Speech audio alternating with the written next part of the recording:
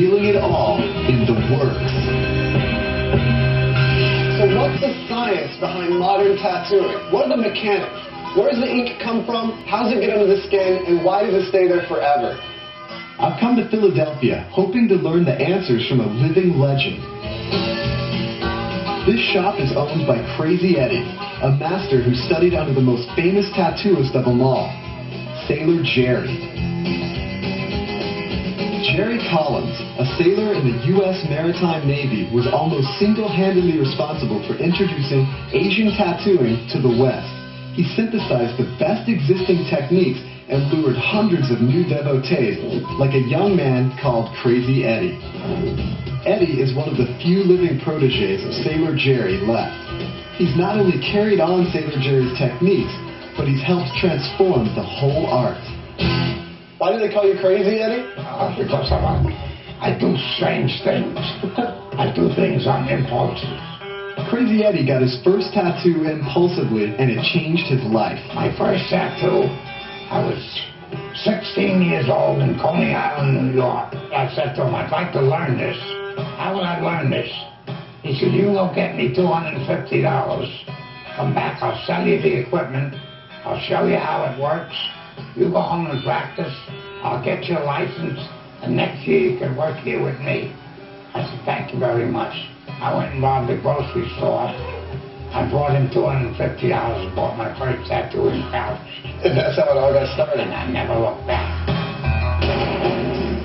When Eddie got his start in the 1950s, there weren't a lot of colors, and they didn't mix well. The reds often turned brown or faded, and the other shades were also unreliable. But Eddie had another problem. One ink supplier held a virtual monopoly. And he raised the price from $8 a pound to $60. And that was a big jump. Yeah. So I decided to go to an ink company myself, have the ink analyzed, find out what it was, and see what I could develop. Are you telling me you reverse engineered the original inks? Yes. As demand for tattoos grew, so did the push to come up with more lasting, vibrant pigments. Working with his chemist to come up with new hues, Eddie became a part of this color revolution. Pigment is just color. It has to be combined with a carrier. Common carriers include ethanol, witch hazel, and Listerine. Yep, the same kind you gargle with. Carriers are to pigment what alcohol is to perfume oil. Which of these colors last the longest? The dark greens, blues, and purples last forever. Okay. The reds, the oranges, and the yellows tend to fade a little in time. The red bleaches in the sun. Okay. If you left this bottle in the window, eventually it would turn white. Crazy Eddie's protege, Troy, shows me the potentiometer. It helps the tattooist modulate the power going into the needle. And the question is, why do you need to fine-tune that, you know? If you're doing a small, thin line, you don't need as much power for the penetration. More power equals bolder, thicker lines. Less power gives you thinner ones. All right, where's the business end? Where's the needle? The needle. There we go. Well, it attaches to tubes. This is what you actually hang on to whenever you're doing. Yeah, that's what you hold. And the needle. The needle goes into the tube. Tattoo needles are usually made up of smaller pins, the number and configuration of which depends on how they're used. Liner needles typically are grouped in round formation and are used for drawing outlines. Shader needles are grouped in flat or square formation and are used for filling in or shading tattoos. The tattoo machine can puncture the skin 3,000 times a minute.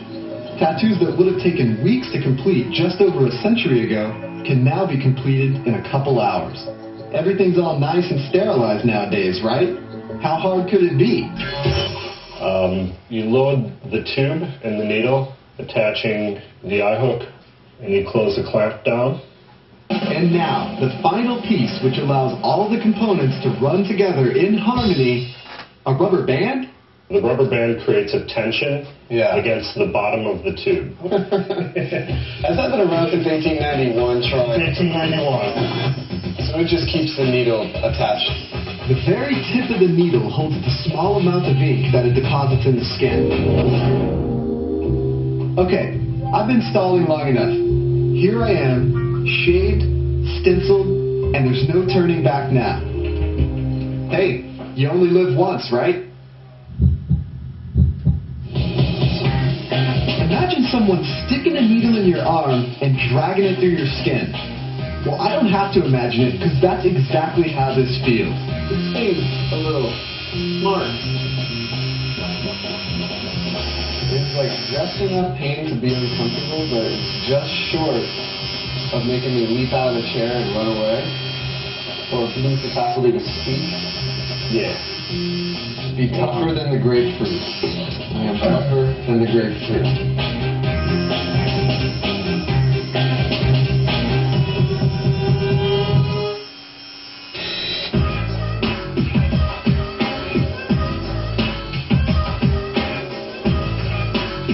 At this point, we should switch over to the shading process. Shading will hurt a little bit less. It doesn't hurt per se as much as it's got a shooting, spasmy sort of feel. It's not that hard really to just zone out and forget that you're even having anything done, you know? It's sort of like your body just forms a baseline of how much sensation it's getting, and then it just cancels it out. At least that's what I keep telling myself. Are we there yet? Not there yet. We probably have about 10 minutes. 10? I mean 10? Only 10? After 7 more agonizing minutes, And we are officially done.